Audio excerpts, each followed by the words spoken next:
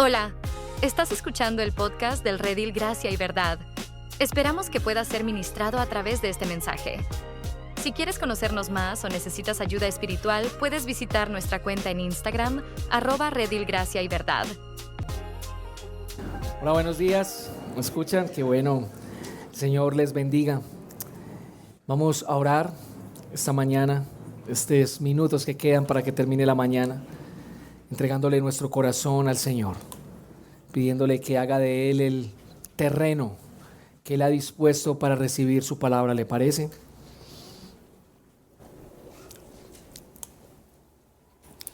Señor, queremos venir delante de ti. Ya estos minutos que quedan para que termine la mañana. Necesitamos escuchar tu palabra. Necesitamos meditarla. Necesitamos y queremos dar fruto, Señor. Así que ancla nuestras vidas en ella. Que nuestro deleite sea tu instrucción. Que nuestra autoridad sea tu voz por encima de todas las voces. Señor, rogamos por favor que siembres tu palabra en un buen terreno, que dé fruto como tú quieras que dé fruto, pero que lo dé. No permitas que ese terreno sea espinoso donde los afanes de este mundo ahogan tu palabra. No permitas que sea un terreno en piedra donde germine por un pedacito, pero las preocupaciones y todo lo demás la ahoguen. No permitas que sea un terreno sobre el camino donde un ave llegue y se lleve esa semilla, sino que sea en ese terreno sólido, propio de un corazón que ha creído en ti. Rogamos por ello y rogamos por tu iglesia, Señor, en todo Medellín, en toda Antioquia. Rogamos que tú la bendigas también con tu palabra. Rogamos que tu iglesia sea luz en medio de tinieblas. Rogamos por las iglesias, Señor, en la ciudad y sobre todo en las capitales, Medellín, Bogotá, Manizales, que tienen que enfrentar este fenómeno de la polarización política. Señor, no permitas que la fe de tu iglesia se mezcle o se diluya con pensamientos políticos, con alianzas de izquierda o de derecha. Que la fe de tu iglesia permanezca incorruptible y sin mancha, pues nos debemos al Rey de Reyes y Señor de Señores. A ti nos debemos, a nadie más. Mas, Señor, oramos que nuestras convicciones, nuestro pensamiento crítico anclado en tu palabra nos permitan votar como es debido. Participar de la democracia en la que nos has permitido participar como es debido, a conciencia, Señor, y según tu palabra. Rogamos, Señor, por todos aquellos que están pasando alguna necesidad de cualquier tipo, para que tú con tu misericordia y tu compasión les visites, incluso a través de nosotros si nos damos cuenta. Rogamos ser una comunidad de buenas noticias, Señor. En el nombre de tu Hijo amado, Cristo Jesús. Amén y amén. Mis hermanos, quiero invitarles hoy de entrada a que leamos el texto de la Escritura en Marcos capítulo 1, versos 35 al 45. Búsquelo allí y como es sana costumbre en nuestra iglesia, nos ponemos de pie para leerlo, ¿le parece?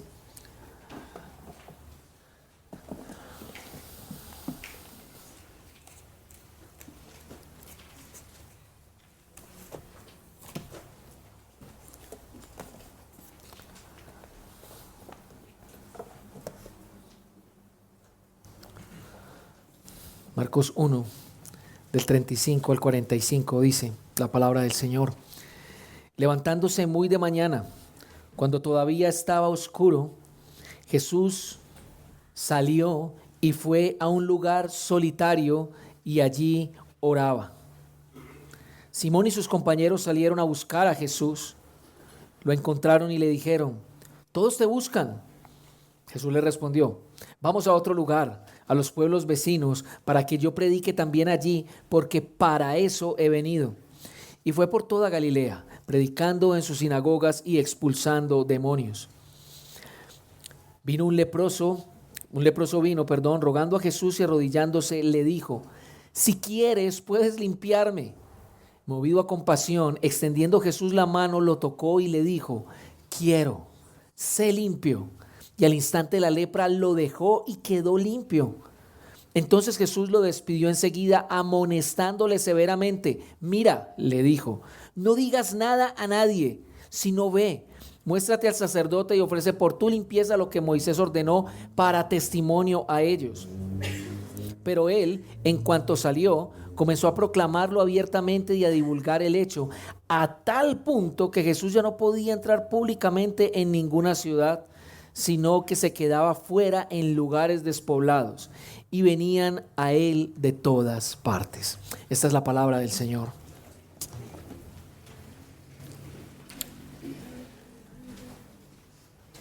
Permítame hacerle una pregunta de cultura general.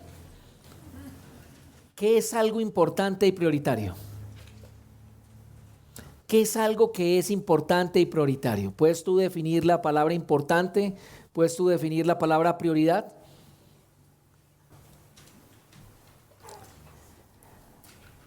Algo importante es algo que tiene un grado de valor muy alto y significativo. Algo que consideramos trascendental y fundamental.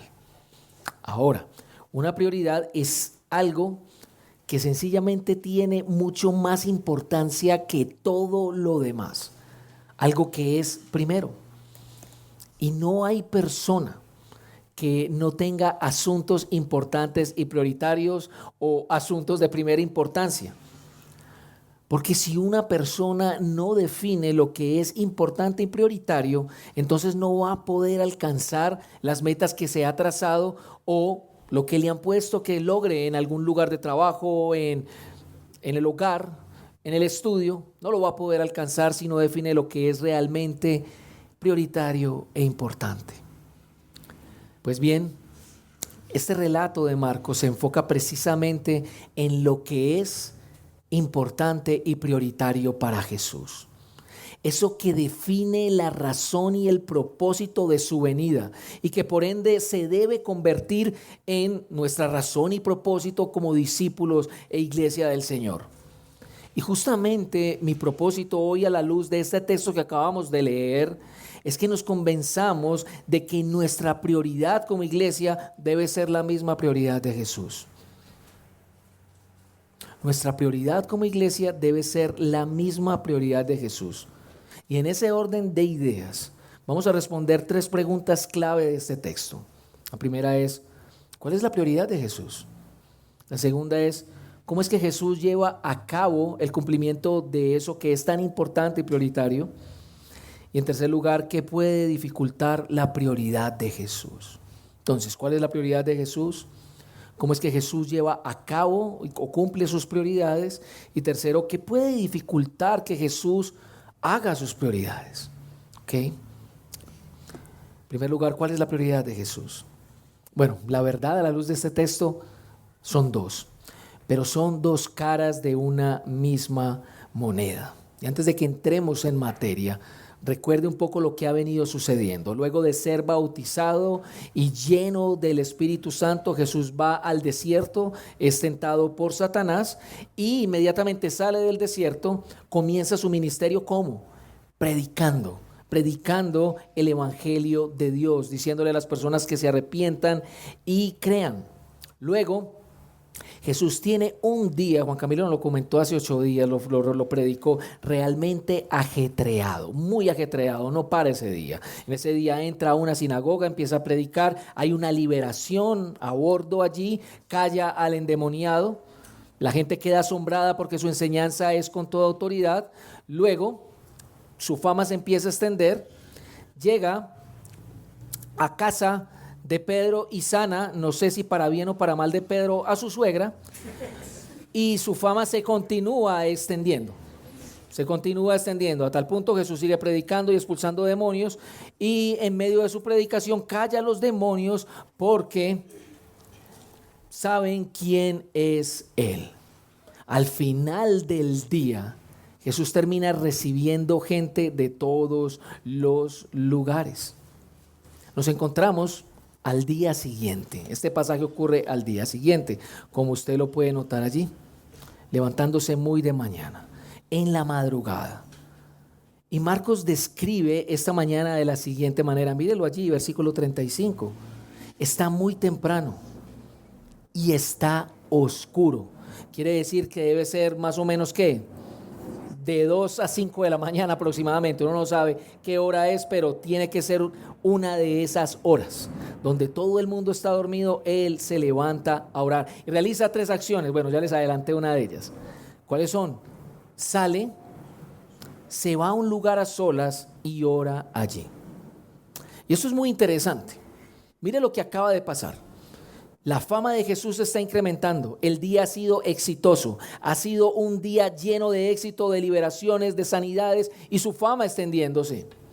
Y uno pensaría que lo mejor sería, no, pues porque no descansa un poquito más por lo agotador que es la jornada, o bueno, si se va a levantar temprano, sí que se levante, pero que levante a los discípulos y empiece a organizar la logística de lo que se viene, porque si el día de ayer fue así, hoy va a ser el doble, ¿verdad? De hecho, así piensan Simón y los demás. Hay demasiado que hacer y muchos necesitan ver ese poder de Jesús obrar, pero nada más lejos de la realidad.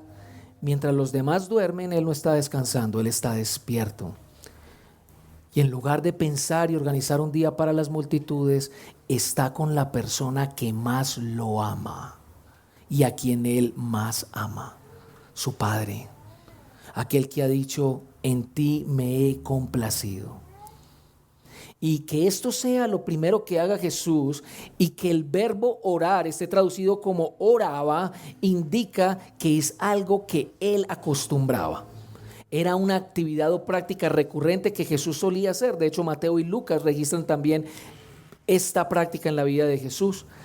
En Marcos capítulo 6, verso 46 dice que Jesús, después de alimentar a una multitud de 5,000 personas, se va y se retira a solas a orar. Pero justo antes de ese pasaje, son los discípulos los que llegan de una misión en la cual Jesús les prepara, llegan a contarle todo lo que ha pasado. Me imagino que muy buenas cosas han sucedido, y Jesús lo primero que hace es llevarlos a un lugar solitario. No dice que estaban orando, pero parece que se puede inferir que la oración hacía parte de ese descanso.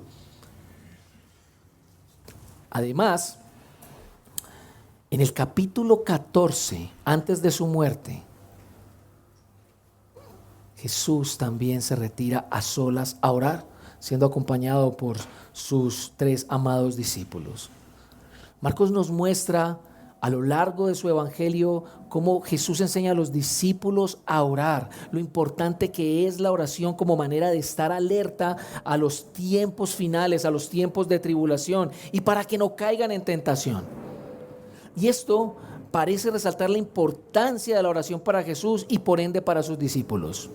Si para Jesús es importante la oración, entonces lo será para sus discípulos.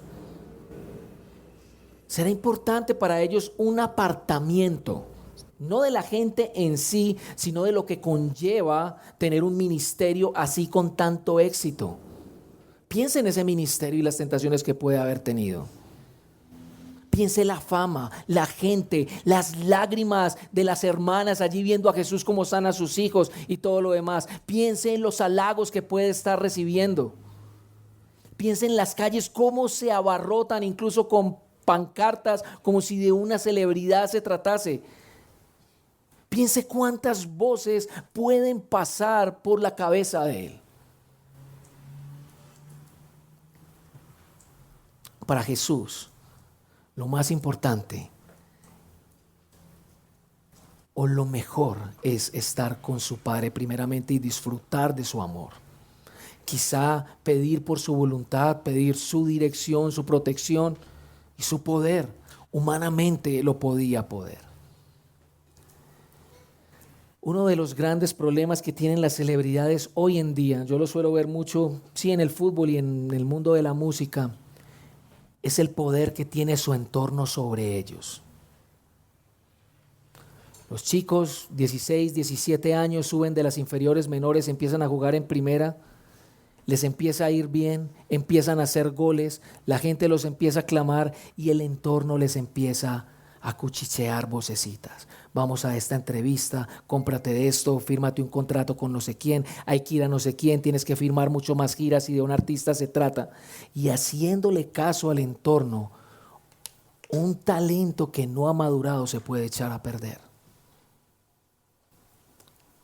Nosotros no podemos dejar que lo urgente del éxito, los proyectos, los eventos e incluso los muchos escenarios donde deberíamos estar siendo visibles nos aparten de lo importante. Y lo más importante es estar con quien más nos ama, el Padre Celestial. Así que tenemos un asunto de primera importancia. Y por ende, si es de primera importancia en Jesús, tiene que ser de nosotros la oración a solas con el Padre Celestial. Pero hay un asunto de primera importancia después de este que parece ser el eje de todo el pasaje. Mira el versículo 36, por ejemplo. Allí el entorno de Jesús, se levantan Simón y los demás, se levantan, sí, quién sabe a qué hora, y se dan cuenta de que ya hay una larga fila de gente esperando el show de la mañana y salen a buscarle. La palabra que se traduce allí como buscarle es una palabra que denota mucha intensidad, afán y desespero por encontrar algo. Están desesperados por encontrar a Jesús y lo encuentran y parecen reclamarle. Sin embargo, mire la respuesta de Jesús. Es muy sorprendente, derrumba todas las expectativas que ellos tienen. Versículo 38, Él les dijo, vamos a otro lugar, a los pueblos vecinos, para que predique también allí, porque para eso he venido. Y fue predicando por toda Galilea, predicando en sus sinagogas y expulsando demonios. Si nadie se imaginaba que Jesús se fuera a orar a solos, menos esperaban que dejara a las multitudes esperando y se fuera para otro lugar. Jesús deja en claro entonces su propósito principal y esa es la idea central de Marcos en este texto. La predicación del Evangelio de Dios ha de ser primero, aún por encima del éxito ministerial. La predicación del Evangelio de Dios ha de ser primero, aún por encima del éxito ministerial. Y para entender la importancia de esto, creo que es necesario entender en qué consiste predicar. Probablemente, tanto usted como yo, por la familiaridad que tenemos con la palabra predicar, nos imaginemos que es dar un sermón o es exponer la Biblia correctamente. Y aunque predicar no es menos que eso, sí es mucho más que eso. La palabra traducida aquí como predicar puede ser entendida mejor como proclamar. Y Marcos la usa 14 de las 61 veces que está en el Nuevo Testamento, tan solo 3 menos de lo que la usa Pablo. Mire lo que significa una proclamación. Una proclamación es la declaración o anuncio solemne, público y formal de un hecho, ley, decreto o reinado nuevo destinado a ser conocido por todos. Se utiliza en contextos gubernamentales para reconocer eventos, en derecho internacional para declarar decisiones o en ámbitos religiosos como la predicación o la familia. Es una proclamación, es un mensaje, es una declaración solemne, suntuosa. El ministerio principal de Jesús es la predicación del Evangelio de Dios. Una vez lleno del Espíritu, ¿qué es lo que hace? Sale a predicar. Y miren qué coincidencia, termina de orar y ¿qué hace? Su agenda inmediata es salir a proclamar con toda la gravedad y seriedad del caso, con toda la suntuosidad, la inminente llegada del reino de Dios. Por eso, aunque la fama de Jesús crezca por los milagros y por su éxito ministerial, su mayor preocupación y agenda es la proclamación de las buenas noticias. De hecho, la predicación, Marcos capítulo 3, es la razón por la que escoge a sus discípulos. para enviarlos, para que estén con Él y para enviarlos a predicar. Y será la predicación o la proclamación del Evangelio lo que en últimas las generaciones siguientes después de los discípulos lleven a cabo en todo el mundo antes del fin de esta era. Entonces, si la prioridad de Jesús es la proclamación del Evangelio, debería ser entonces también nuestra prioridad. Y sabes una cosa, nosotros tenemos el cuadro mucho más completo hoy, porque hay otro lugar en Marcos donde Jesús declara el propósito de su venida también. Se trata de Marcos 10, capítulo 45, que dice: porque ni aun el Hijo del Hombre vino para ser servido, sino para servir y para dar su vida en rescate por muchos. La gran señal, el acto divino supremo que forma el corazón de la predicación cristiana, ¿saben cuál es? Es la cruz, que significa que Dios en su Hijo vino a llamar personas al arrepentimiento y la fe, gracias a que ese Hijo tomó el lugar que los pecadores merecían. Es en la muerte de Jesús donde el mensaje cristiano cobra sentido, donde se puede reconocer que Él es verdaderamente el Hijo de Dios, como lo hizo aquel centurión frente a la cruz al verlo morir. Es la única manera de ser salvo. No hay otra forma de ser salvo. Así que nuestro llamado, hermanos, y nuestra prioridad es nuestra relación con Dios a través de la oración, la palabra, por un lado, pero la predicación del Evangelio de Jesús, el Cristo, Hijo de Dios y siervo, por el otro. Ahora, en segundo lugar, miremos cómo es que Jesús lleva a cabo esa prioridad. ¿Cómo es que Jesús lleva a cabo su cronograma de actividades, o su actividad principal, perdón? Y la respuesta corta es: con diligencia y compasión. Con diligencia y compasión. Noten claramente lo que sucede allí. Le dicen, Él les dice qué es lo que tiene que hacer, y versículo 39 dice que fue por toda Galilea predicando en sus sinagogas y expulsando demonios. Noten claramente que el ministerio no es algo estático, no es algo que se queda, es algo en movimiento. Jesús es congruente con el propósito de su venida, y todo lo que comenzó pasando en Capernaum se repite en todo lugar al cual Él comienza a ir. Predica y sigue expulsando demonios. Jesús entrena a sus discípulos específicamente para eso, para que vayan y esparzan ese mensaje a todo lugar. Antes de la venida de nuestro Señor, el Evangelio tiene que ser predicado en todos los lugares. Las iglesias, hermanos, no podemos esperar a que toda la gente venga a nosotros. Ellos realmente están esperando conocer un Jesús vivo y con poder que solo tú y yo podemos darles a conocer, llevándoselos.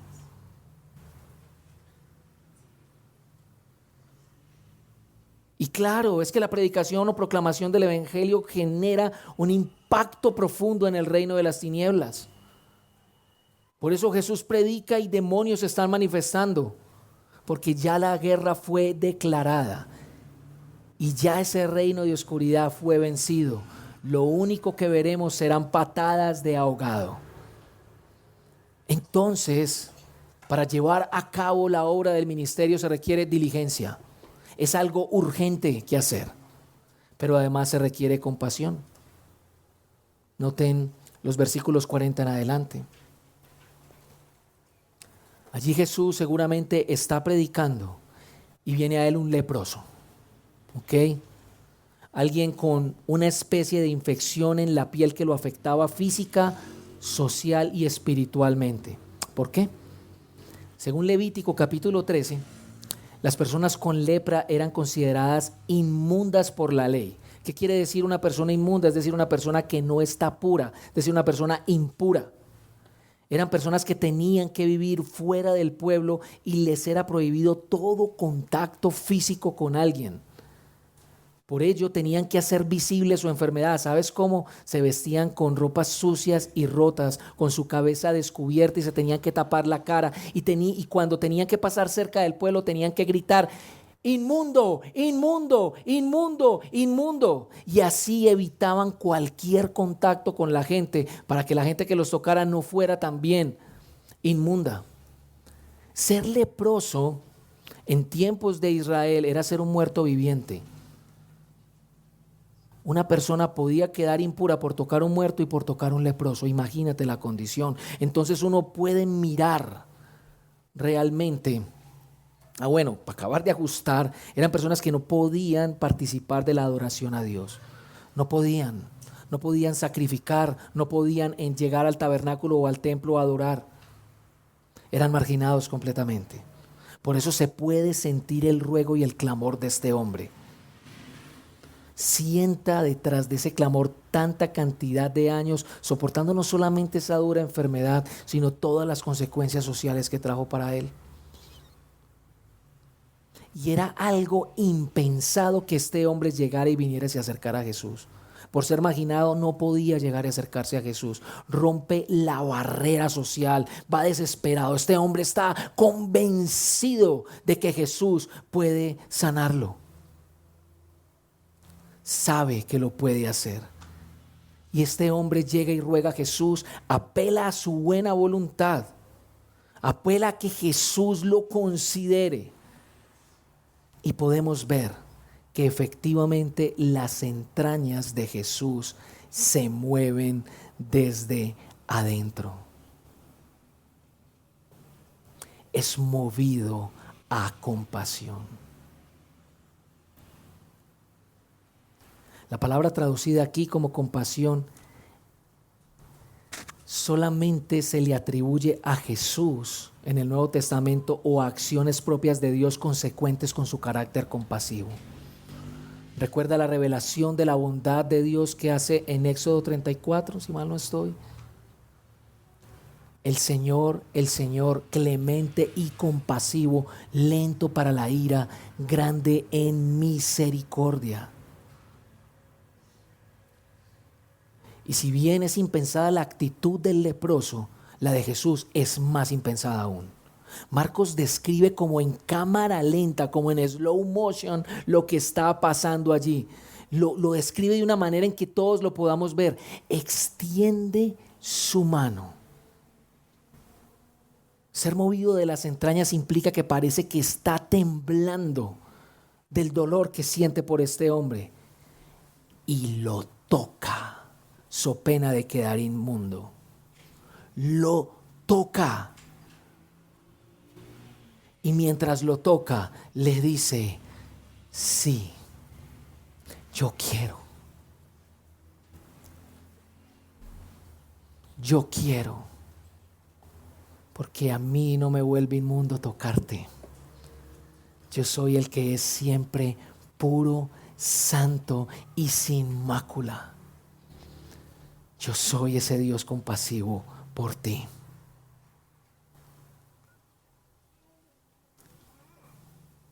Y queda limpio en el acto.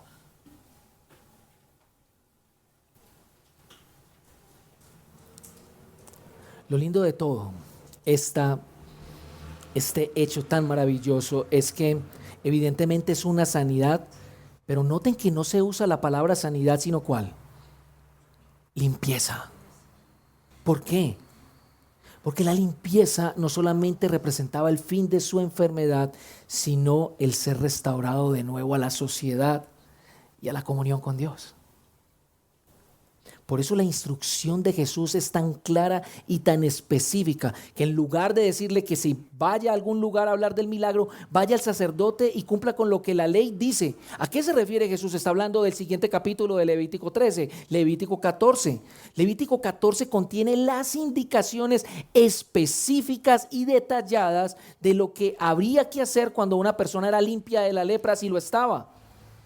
Esta persona tenía que ir a un sacerdote. El sacerdote tenía la labor de verificar su piel, lo tenía que mirar. Veía cómo estaba el estado de las úlceras o de lo que había allí en su piel. Y una vez ratificaba que estaba limpio, esa persona tenía que ir por 2 tórtolas o 2 palomitas. Tenía que sacrificar una, bañar otra en sangre, ponerle un hilo escarlata a la una y dejarla volar. Pero no sé qué significa. Después lo averiguaremos. Ese era el rito. Pero el rito no solamente contenía eso, contenía el hecho de que tenía que llevar 2 carneros, Un carnero era por el sacrificio del pecado, sacrificio de la culpa que se llama. Y el otro era para hacer un holocausto, conocido también como sacrificio de comunión.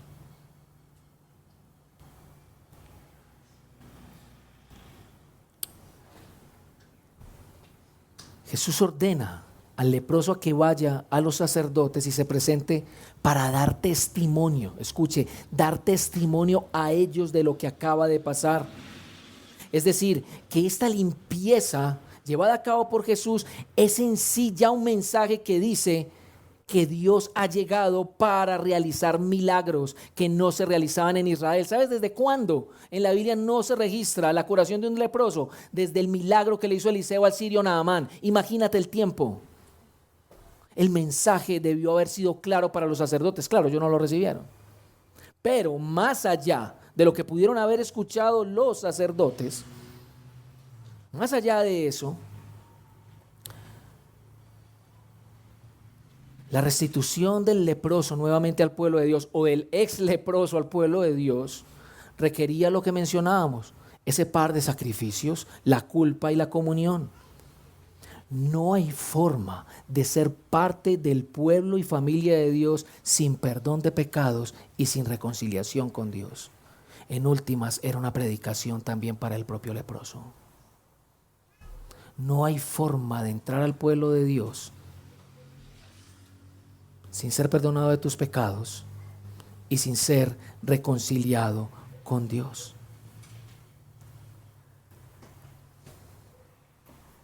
En el relato que veremos la próxima semana, en Marcos capítulo 2, vamos a ver que el problema principal del hombre no son sus circunstancias inmediatas, sino sus circunstancias eternas, su pecado, la verdadera lepra que margina a todo hombre de estar en la presencia de Dios y participar de las bendiciones de su pueblo. Entonces aquí el milagro no es un fin en sí mismo, sino un medio para un fin. ¿Ya ves la importancia de predicar el evangelio? ¿Ya ves la importancia de ser diligentes con esto?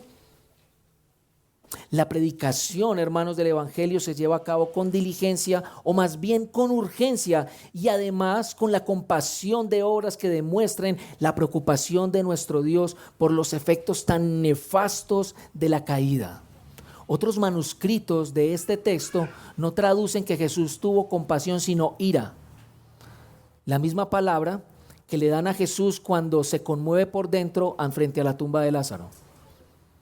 Parece que Jesús se sintió conmovido con una ira santa por el efecto del pecado y el reino de las tinieblas sobre la vida de este hombre. Predicación sin compasión, hermanos, demuestra un desinterés por el mundo que sufre, no solo espiritualmente, sino físicamente. Pero compasión sin predicación se convierte en obras muy lindas de beneficencia, sin un efecto eterno en las personas. Predicación sin compasión es indiferencia. Compasión sin predicación son obras de beneficencia. Salió un verso sin mucho esfuerzo. Así que nuestra prioridad, como la de Jesús, debe ser la predicación del evangelio, de manera diligente y compasiva. Pero hay algo latente que puede dificultar el avance del evangelio, y es nuestro tercer y último punto. ¿Qué puede dificultar? ¿Qué puede ser un obstáculo para que Jesús lleve a cabo sus prioridades? Yo le voy a decir que el milagro llegue a ser el fin y el centro del ministerio y no la predicación. ¿Qué puede dificultar el avance de la predicación del evangelio? Sí, que un milagro, que el éxito ministerial sea el fin y centro del ministerio y no la predicación. ¿Cómo así? Miren los versículos 43 y 45, vamos a saltarlos ahí de manera breve. Entonces Jesús lo amonestó severamente y enseguida lo despidió y le dijo: mira, no digas nada a nadie. Ahora salte al 45. Pero él, en cuanto salió, comenzó a proclamarlo abiertamente y a divulgar el hecho, a tal punto que Jesús ya no podía entrar públicamente en ninguna ciudad, sino que se quedaba fuera en lugares despoblados y venían a él de todas partes. Noten que la amonestación, ¿cómo es? Severa, es dura, es rigurosa, es estricta. Así es y punto. Tanto es así que se usa la palabra mírame, vas a hacer esto. Es claro lo que Jesús quiere que pase, o más bien lo que no quiere que suceda, que se divulga el hecho. Pero el ex leproso hace todo lo contrario. De los mismos autores de Te voy a contar algo aquí entre nos, y 3 doritos después. El resultado es contraproducente para los intereses de Jesús. ¿Por qué para los intereses de Jesús? Noten la primera parte de lo que acabamos de predicar. ¿Cuál era el propósito de Jesús? Era ir, entrar a todas las poblaciones de Galilea. ¿Y cómo termina? Fuera de las poblaciones, en lugares donde no hay gente. Bueno, y la gente termina yendo hacia él, la gente abarrotada buscando lo más probable, sus milagros. Y más adelante usted va a ver este movimiento en todo el Evangelio de Marcos. Cómo crece la fama de Jesús a tal punto que se tiene que buscar retirar. Tiene que utilizar una barca como púlpito, como tarima. Incluso uno puede notar cómo Jesús empieza a usar los milagros como este de manera didáctica. Porque hay algo que está estorbando que pueda predicar lo que realmente quiere predicar. Probablemente algunos se preguntarán, pero Fede, mira que igual el ex leproso está predicando también, le está haciendo a Jesús el asunto más fácil, no se tiene que mover de aquí para allá, puede estar quieto, puede enseñar ahí. Bueno, yo pienso igual la verdad. Es más, yo hubiera salido como un loco gritando lo que Jesús me hubiera hecho. Yo quiero hace rato que Jesús me haga unas cosas en el cuerpo que no. Si donde me las haga, no, yo salgo como un loco a gritar. Sería maravilloso. Saldría a decirle a todo el mundo, miren lo que ese hombre me hizo, lo puedo hacer a usted también. Pero no. ¿Sabes una cosa? El leproso no está predicando el reino de Dios, al menos no de manera completa. Está hablando de su milagro, centrando su vida, centrando la venida del reino de Dios en las circunstancias inmediatas de las personas y no en su verdadera necesidad. Eso es lo que está haciendo el ex leproso. Está centrando la venida del reino de Dios en lo que la gente cree necesitar y no en su verdadera necesidad. Jesús hasta ahora ha estado callando los demonios, pero ellos seguirán hablando. A este hombre ya lo cayó y ya sabemos qué es lo que pasa. Y también usted va a notar en ciertos pasajes que le dice a los discípulos que no cuenten nada acerca de ciertos milagros. Por ejemplo, el milagro de la hija de Jairo, la transfiguración. Les dice que se callen. ¿Por qué razón? Esto es porque, como afirma el doctor Wessel, doctor del Nuevo Testamento, Jesús quiere definir su reino en sus propios términos más que en las expectativas de los otros. No quiere que los otros hablen de Él con una perspectiva propia. Él quiere que la gente hable de Él con la perspectiva de Él, la real, su revelación real. Sí, hermanos, Jesús es el Cristo, es el ungido de Dios, es el que tiene todo el poder sobre toda dolencia. Su enseñanza tiene poder sobre el sufrimiento, tiene poder sobre las enfermedades y sobre todo espíritu. Pero para que veamos en su totalidad el marco completo, Él tendrá que hacer un milagro más grande. ¿Y sabes cuál es? Entregarse al poder de las autoridades romanas en una cruz, porque ese milagro es el que sanará la verdadera necesidad de los hombres.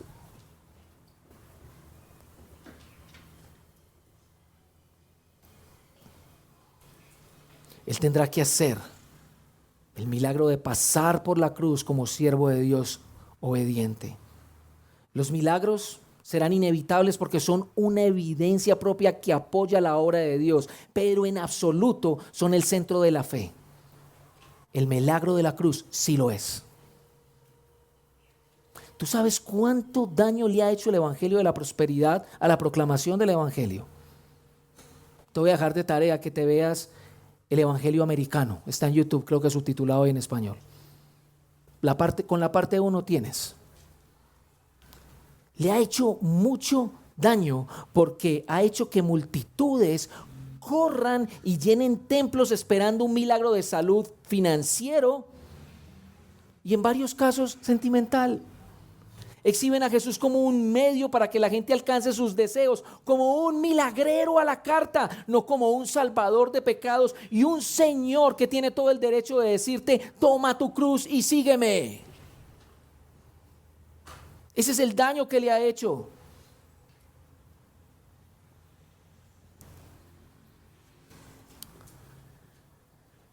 Hay una frase que he escuchado recientemente, es una pregunta que una linda familia me ha hecho. Una pregunta que ha conmovido mi corazón hasta lo sumo y que no la puedo responder. Pastor, ¿por qué si él ha sido siervo de Dios toda su vida le tiene que pasar esto? ¿Por qué un siervo de Dios tiene que estar enfrentado a esto, pastor? 3 personas de la misma familia me han hecho la misma pregunta. No tengo la más mínima respuesta, pero sí sé que el milagro mayor se hizo. Sí sé que el milagro mayor se hizo. Por eso, si Jesús dice que lo central ha de ser que prediquemos sus buenas noticias y dependamos de la dirección, cuidado y amor suyo, del Padre y del Espíritu Santo, confiemos en que va a ser así, confiemos en que va a respaldar su obra, confiemos en que va a haber salvación de verdad. No traigamos a la gente aquí a la iglesia con promesas inciertas de que venir a la iglesia será el fin de sufrimiento, porque probablemente no sea así. Démosle a las personas la expectativa real de que el hombre a quien predicamos es Jesús, el Hijo de Dios, el escogido para rescatarnos de una eternidad en la que quizá estos sufrimientos son apenas la cota inicial. Imagínense. O que al creer en Él verdaderamente gozaremos y disfrutaremos de una gloria tal que los sufrimientos actuales no tienen comparación. No la tienen. No la tienen.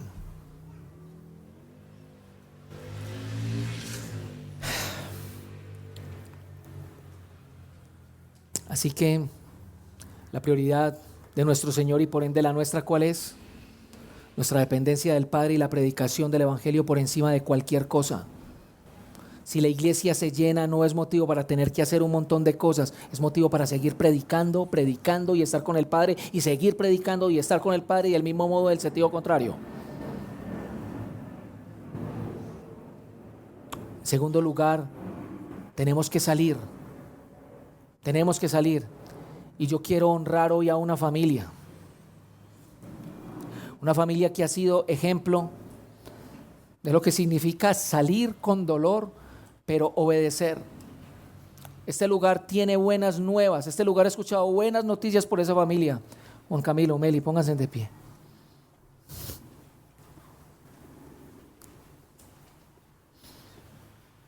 Muchas gracias.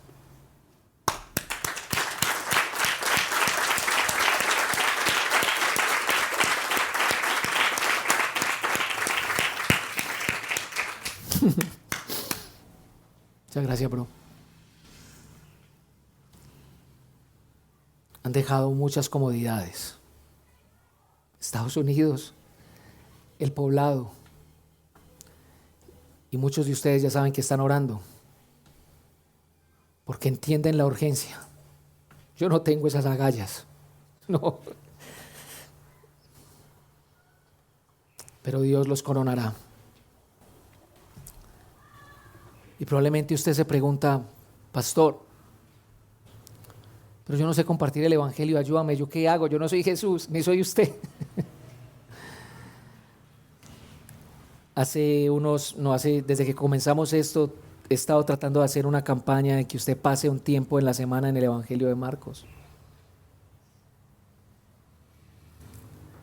Hágalo. Si quiere que le reenvíe el video, reenvíemelo y yo le digo a Batse que me colabore nuevamente y lo reenvíe a todos. ¿Qué es lo que hay que hacer?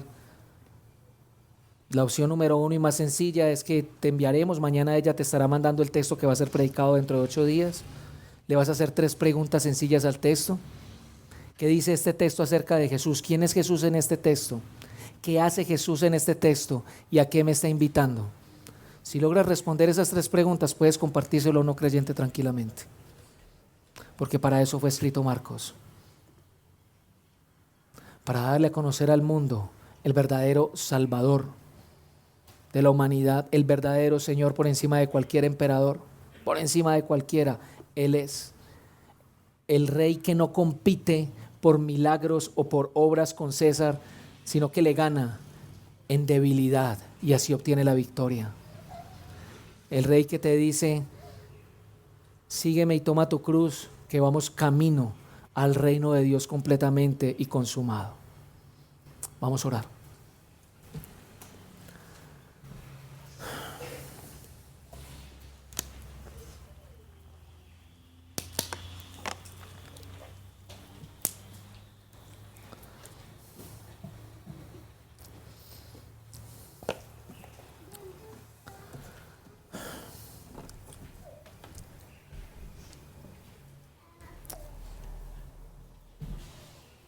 Amado Padre, venimos esta mañana, yo y esta congregación, delante de ti, porque tanto yo como ella necesitamos que tú seas nuestra prioridad. Necesitamos que tus intereses sean los nuestros, que tu urgencia sea la nuestra, que tu mensaje sea nuestro mensaje. Quisiéramos tantas cosas con la iglesia. Yo también anhelo un montón de cosas. Que sonido, que aquello, que chalecos, que camisetas, que videos. Y tú, con el mensaje más simple del mundo, que es locura para el mismo mundo y tropezadero para los judíos, dices que el verdadero poder radica en la predicación de la cruz.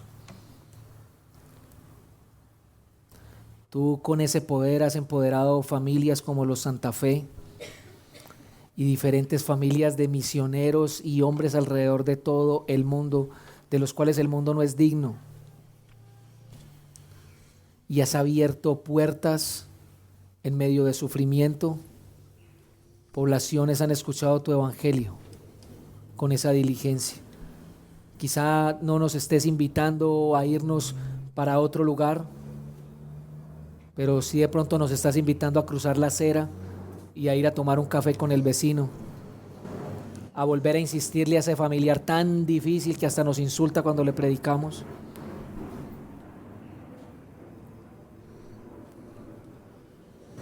La compasión de saber que alguien necesita nuestra ayuda y preferir nuestros afanes que sacrificarnos por esa persona.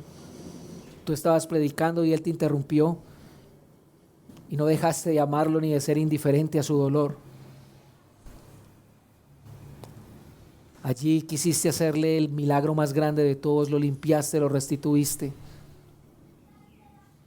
Y aún así, el hecho de que él haya divulgado lo que tú hiciste de manera incompleta o errónea no estorbó completamente para tus propósitos, porque al final tú sí llegaste a esa cruz.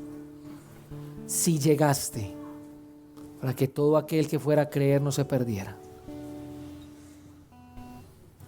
Señor, no permitas que las urgencias ministeriales y los éxitos ministeriales, sí estamos creciendo, estamos muy contentos, sí estamos discipulando, sí hay muchos retos, esto está hermoso, Señor, pero eso no es el centro. Eso no es el centro, Padre. El centro eres tú. Y no permitas que, como decía Pablo a los Corintios, nada nos desvíe de la sencillez y de la pureza de la devoción a Cristo. Si es así de sencillo, entonces que siga siendo sencillo, Padre.